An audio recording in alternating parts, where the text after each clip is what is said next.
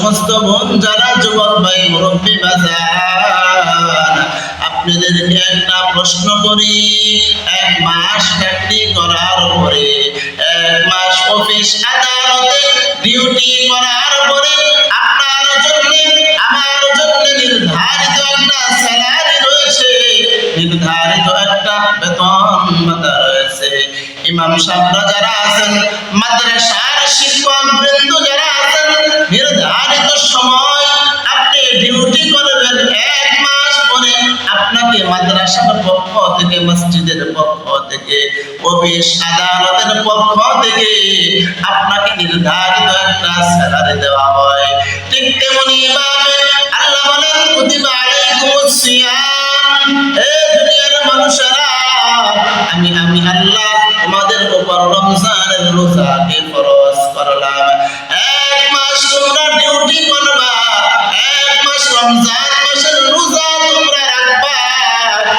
1 মাস রোজা যদি তোমরা রাখতে পারো, আমি আল্লাহ ওই 1 মাসের ডিউটির বিনিময় আমি আল্লাহ তোমাদেরকে আমার নিজ হাতে দান করে দিব। সুবহানাল্লাহ।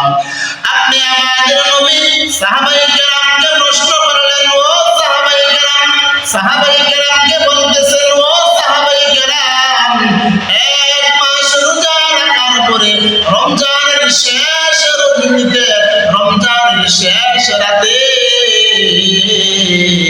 আমার আল্লাহ রোজাদার বান্দা আর বান্দীদেরকে একটা বেতন ভাতা দিয়ে থাকেন।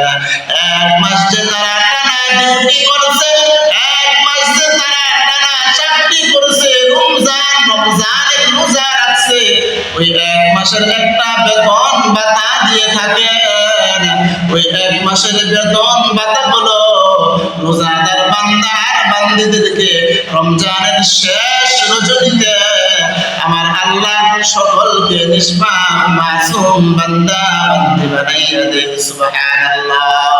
সাহাবায়ে কেরাম প্রশ্ন করলেন, ইয়া রাসূলুল্লাহ, ইয়া হাবিবাল্লাহ, রমজানের শেষ রজনী বলতে এটা কি 27 রাতকে বোঝানো হয়েছে, শবে কদরের রাতকে বোঝানো হয়েছে?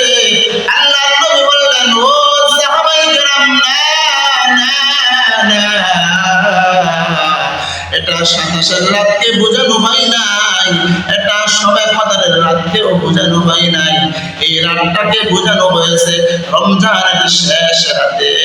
1 মাস সিয়াম সাধনা করার পরে আমার আল্লাহ খুশি হইয়া রোজাদার বান্দা আর বান্দীদের পুরস্কার দিয়ে থাকেন। এটা হলো এত বড় একটা পুরস্কার, আকাশের নিচে জমিনের উপরে এত বড় পুরস্কারের মালিক দুনিয়ার কেউই হতে পারবে না। যারা রোজা রাখবে তারাই একমাত্র হতে পারবে।